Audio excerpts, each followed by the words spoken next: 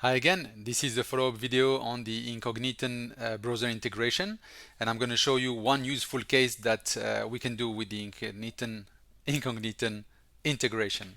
I got it.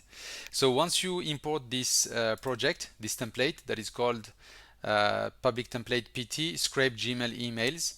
So we're going to use the session I have created with Incogniton right here. So I have multiple browser profiles, and I have this one in particular that already has a session for me with my Gmail. So I'm going to copy this profile ID, and then when I go into Artilla, and then when you import this project that I showed you, that we will give the link to download it.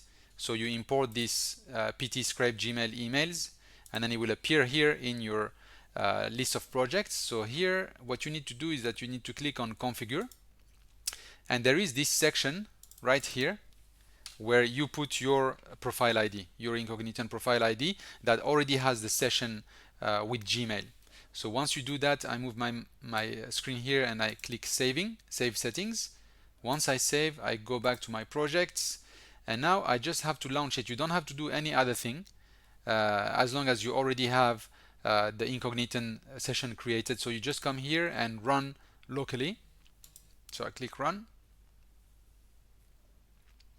It takes a bit of time to kick off the session, and you can see here that the window has opened. This is Incogniton browser. You can see the icon here, so it's loading my Gmail, and now I'm hands off. And what this will do is that it's going to go through all my emails and open them one by one, and it's going to do a couple of things. You can of course modify this automation and change. So you can change a lot of things, and you can add features, but what it does is that first it opens the email, and then it will click on that sender section to get the sender and the receiver. And then here when it's a multi-thread email, when there's many discussions like this one, here it's going to go at the very bottom, at the last one, and then it's going to click on that three dots, the hamburger dots, to display the whole content. And once it does that, then it gets the email, but it also gets the whole body of the message for all the threads in that email. So it's going to go like this. It can go all the way, all the 50 emails that are here. But I'm going to cut it short and just show you the results. I may have cut it too soon. Let's see how many results we have. We have only 2 results because I didn't let it finish the third one, but you can see here that I got all the email, and this was the first email that was scrapped.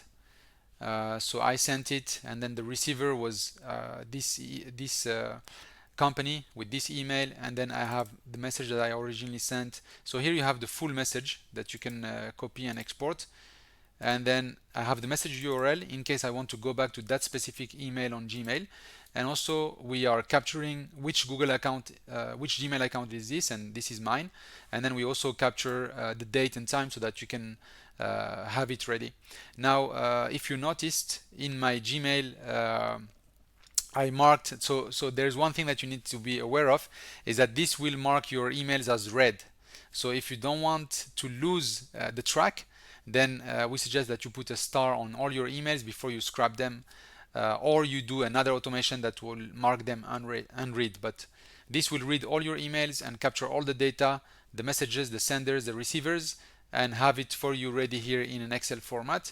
And then the only thing the next thing that you can do here is that you can export right here, and then it's going to export the CSV, and I can then go and open my CSV here. So if I go here, I can open it with Excel, and then you will have all the 50 emails information. Here you go, and you can of course here change the wrapping, and you can see that there's a lot of content in this block. That's the first email, and then there is the second email right after it. Once you can manage here the length of the message. So this is how it works. Enjoy the template and let us know if you have any additional tasks or features that you want. Thank you.